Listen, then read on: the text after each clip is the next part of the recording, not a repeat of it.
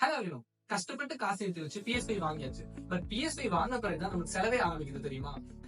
PS5 வச்சிருக்க எல்லாத்துக்குமே இது தோணும். PS5 கேம்ஸ்ல ஏன் இவ்வளவு காஸ்ட்லியா இருக்கு அப்படின்ட்டு. பட் PS5 கேம்ஸ்ல காசு சேவ் பண்றது எப்படின்னு நான் உங்களுக்கு இந்த வீடியோல சொல்றேன். சோ வீடியோக்குள்ள போறதுக்கு முன்னாடி இந்த சேனலை சப்ஸ்கிரைப் பண்ணினா மறக்காம எங்க சேனலை சப்ஸ்கிரைப் பண்ணிக்கோங்க.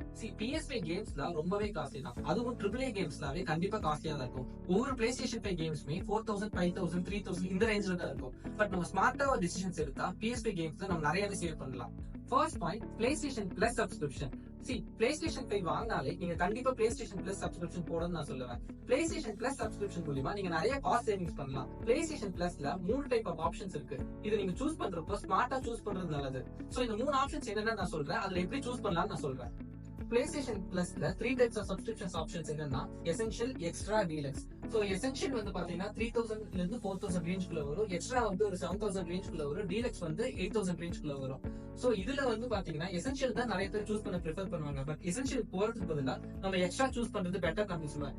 ஏன் அப்படின்னா PlayStation 5 Plusல எக்ஸ்ட்ரா ஆப்ஷன்ஸ் போனீங்க அப்படின்னா அதுல உங்களுக்கு நிறைய இன்பில்ட் லைப்ரரி கேம்ஸே வரும். For example PlayStation 5 extra game கேட்டலாக்ல நீங்க போனீங்க அப்படின்னா உங்களுக்கு வந்து எவ்வளவு நம்பர் ஆஃப் கேம்ஸ் இருக்கு, என்னென்ன கேம்ஸ் இருக்கு நீங்க பார்க்கலாம். சோ இதுல பாத்தீங்கன்னா GTA 5 collections, God of War, Ghost of Tsushima, Tom Clancy Rainbow Six Siege இந்த மாதிரி நிறைய கேம்ஸ் உங்களுக்கு வந்து கேட்டலாக்லயே வந்துடும். சோ நீங்க அந்த ஒரு ஆப்ஷன் நீங்க எடுக்கிறது மூலமா இவ்வளவு நம்பர் ஆஃப் கேம்ஸ் நீங்க விளையாடலாம். இதுவே காசு கம்மியா தான் இருக்கு அப்படின்னு சொல்லி நீங்க எசென்ஷியல் சூஸ் பண்ணீங்கன்னா இந்த கேம்ஸ் எல்லாமே நீங்க திருப்பி காசு கொடுத்து வாங்குற மாதிரி இருக்கும். சோ ஃபர்ஸ்ட் டைம் இன்வெஸ்ட்மெண்டா ஒரு 1 இயருக்கு வந்து பாத்தீங்கன்னா எக்ஸ்ட்ரா போறது நல்லதுன்னு சொல்லுவேன். ஏன்னா இந்த கேம்ஸ் எல்லாமே நீங்க விளையாடலாம். Second point, yearly subscription.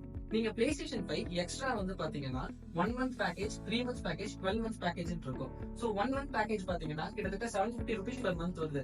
அதுவே 3 month பேக்கேஜ் போனீங்க அப்படின்னா 2000 rupees for every 3 months வருது.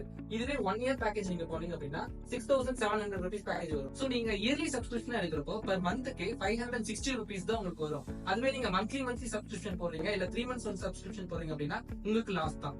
சோ ஒன் டைம் இன்வெஸ்ட்மெண்டா இயர் சப்ஸ்கிரிப்ஷனா எடுங்க. Third point, avoid impulse buying. Most of the times வந்து பாத்தீங்கன்னா PlayStation கேம்ஸ் டிஜிட்டல் ஸ்டோர்ல நிறையவே ஆஃபர்ஸ் வரும். PlayStation டிஜிட்டல் ஸ்டோர்ல நீங்க PlayStation 5 கேம்ஸ் பார்த்த உடனே வாங்க கூடாது.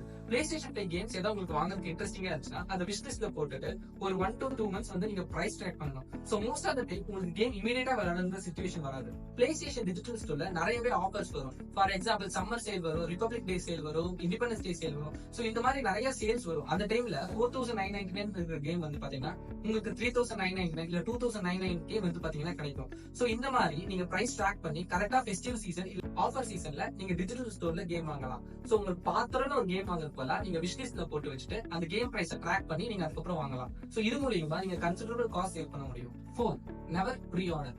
சோ என்ன ஆனாலுமே ஏதோ ஒரு கேம்ஸ் புதுசா அனௌன்ஸ் பண்றாங்க, அதுக்கு ப்ரீ ஆர்டர் போட்டிருக்காங்க அப்படின்னா நீங்க ப்ரீ ஆர்டர் பிரைசிங்ல ப்ரீ ஆர்டர் பண்ணாதீங்க. GTA 6 மாதிரி ஒரு கேம் இருந்தா மட்டும் ப்ரீ ஆர்டர் பண்ணுங்க. இல்லையா கொஞ்ச நாள் வெயிட் பண்ணி அந்த கேம் விளையாடலாம். ஒரு கேம் புதுசா ரிலீஸ் பண்றாங்கன்னா அந்த கேம் கொஞ்ச நாள்லயே அது கொஞ்சம் ஆஃபர் போட்டு ஒரு 500 இல்ல 600 குறைக்கிறதுக்கான வாய்ப்புகள் இருக்கு. சோ ஒரு கேம் புதுசா ரிலீஸ் ஆன பிறகு அந்த கேம் வெயிட் பண்ணி பார்த்துட்டு பிரைஸ் ட்ராக் பண்ணிட்டு அதுக்கப்புறம் வாங்குங்க. Unless otherwise GTA 6. 5th, free to play and online games.